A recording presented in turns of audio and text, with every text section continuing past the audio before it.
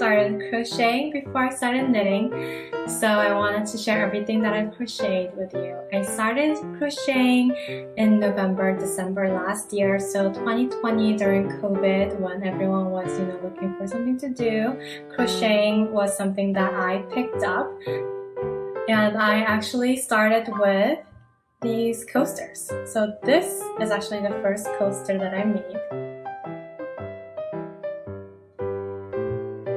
And then I made a lot trying out jasmine stitches and different type of stitches. I even tried something more like a granny square, although I didn't get to complete this, so it's not a square, but yeah, I wanted to try different types of stitches.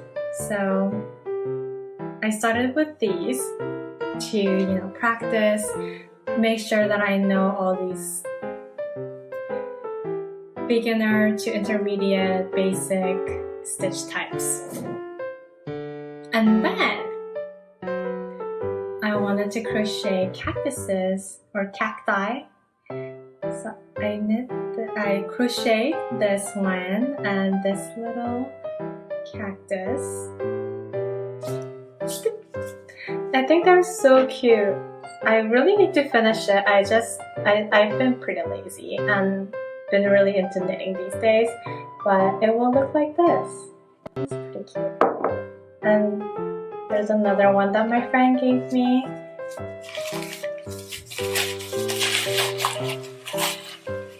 It will look something like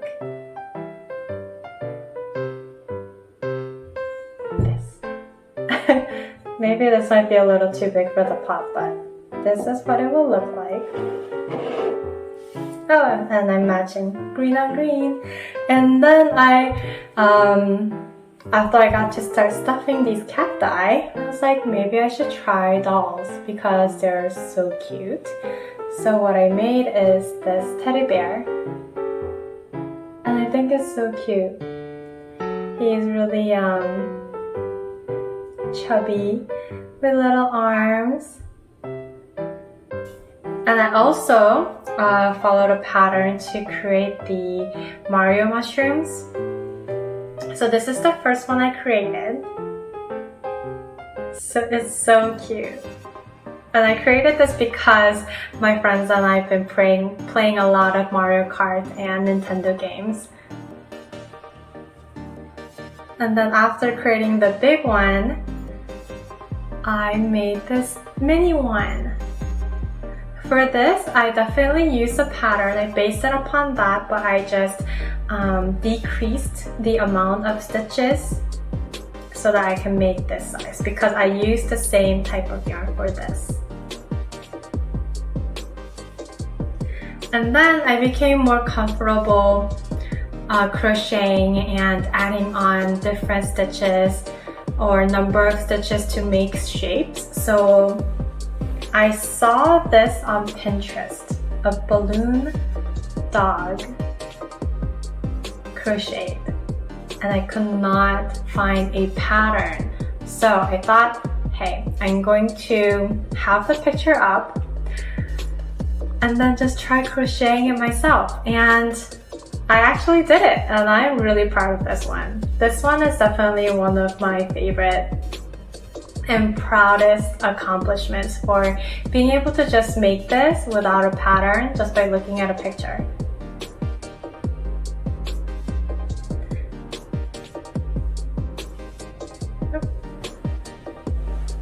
My top two favorite crochets. So first one is this boy. It's so heavy. Okay. So it is this boy. Ta-da! He's a polar bear that I made for my husband to use as a body pillow essentially. So he's a little flat, as you can see, because we've been really using him for a few months now, but he's so adorable and he's so big and so soft. I used the Bernard's soft bulky yarns, and it's so squishy. So as I was editing, I just realized that I've been calling the yarn Bernard when it's not. It's Bernette. The yarn's name is Bernette's blanket yarn. Yes, the weight is bulky, but just wanted to clarify, it's not Bernard, but I'm gonna continue to say Bernard in this video, so please bear with me. Love y'all.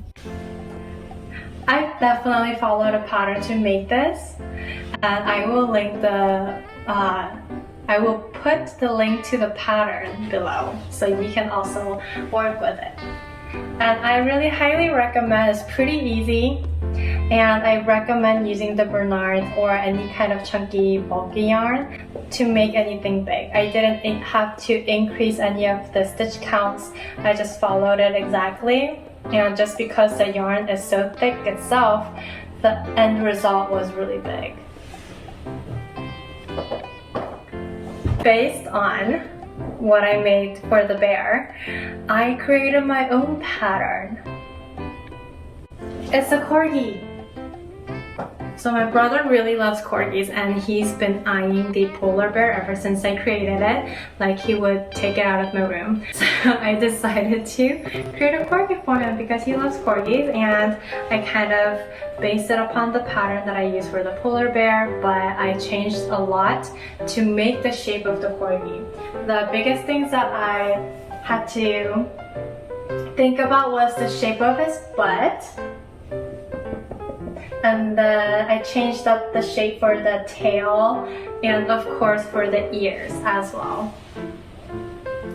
And I also changed the pattern by changing up the color here so I can make the corgi's fur pattern here for the face. And I even added a belly.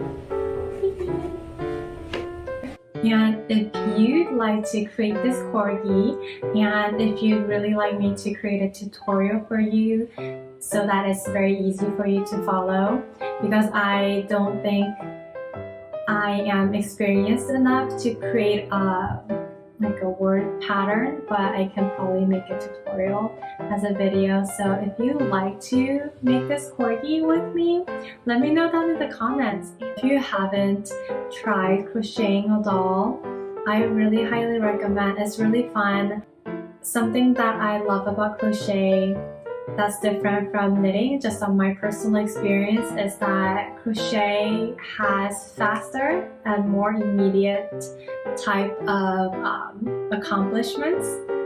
So it gives me joy every time I make like a part of a doll or finish a project really quickly, because crocheting is definitely faster than knitting. You can go back now. So for example, this is something that I've been working on. I've been creating a dragon, and this is definitely based on a pattern that I found on Waverly. So this is the dragon's body, the front leg, the head, some horns, and a tail. Oh, I even have eyes.